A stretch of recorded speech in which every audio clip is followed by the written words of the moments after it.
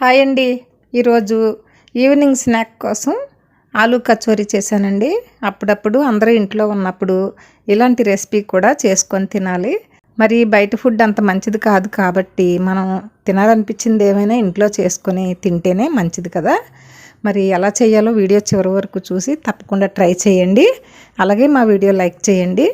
ఆలూ కచోరీ కోసం 1 కప్పు గోధుమ పిండి, 1 కప్పు మైదా పిండి, అర స్పూను వాము, టేస్ట్కి తగినంత సాల్టు, 1 స్పూను నెయ్యి కూడా తీసుకున్నానండి.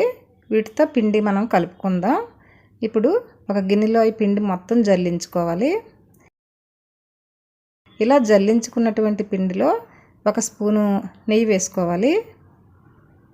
దీనిలో కొద్దిగా సాల్ట్ వేసుకొని వాము చేతిలో వేసుకొని ఒకసారి ఇలాగ నలిపి వేసుకోవాలండి. ఇప్పుడు మొత్తం ఒకసారి కలుపుకొని దీంట్లో కొద్దిగా నీళ్లు వేసుకుంటూ చపాతీ పిండి ముద్ద మనం కలుపుకోవాలి.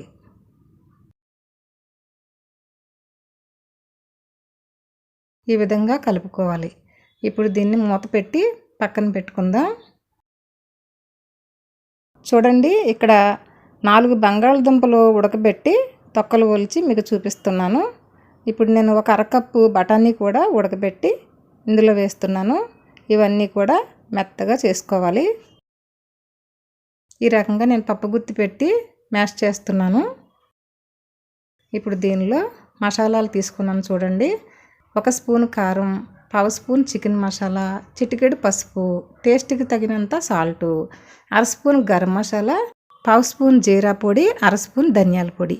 ఇవన్నీ కూడా మనం ఆలూ మిశ్రమంలో వేసుకొని కలుపుకోవాలి.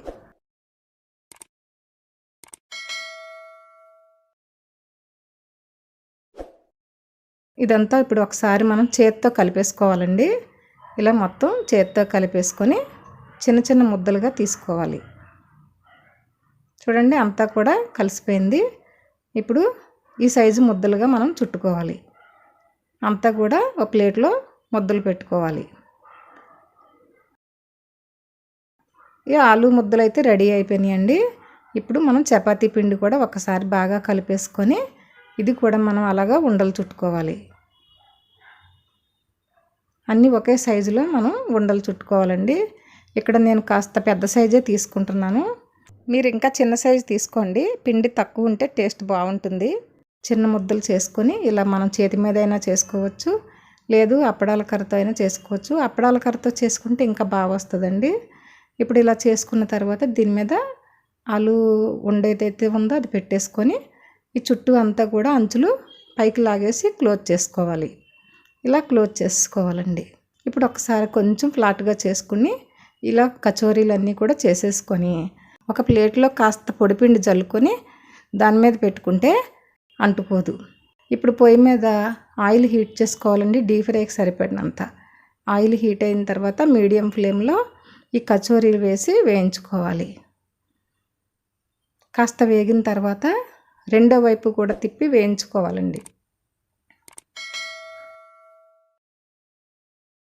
ఇప్పుడు వేగిపోయి తీసేసుకుందాం. మీకు లైటింగు రీఫ్రెష్ కొట్టడం వల్ల బ్రైట్గా కనిపిస్తుందండి. చూడండి, ఇప్పుడు పక్కకు తీసుకొస్తే మీకు బాగా కనిపిస్తుంది. ఇలా ఎర్రగా వేయించుకొని తీసుకోవాలి. మొత్తం అన్నీ కూడా ఇదే విధంగా వేయించి పెట్టుకోవాలండి. ఈ విధంగా కచోరీలు చేసుకోవాలి. చూసారు కదా. మరి దీనిలోకి నేను నంచుకోవడానికి టమాటా కెచప్ కూడా నేను ఇంట్లోనే తయారు చేశానండి. మీకు వీడియోలో డిస్క్రిప్షన్లో కానీ లేదా వీడియో ఎండ్ కార్డులో కానీ ఇస్తాను. అది ఎలాగా చెయ్యాలో ట్రై చేయండి.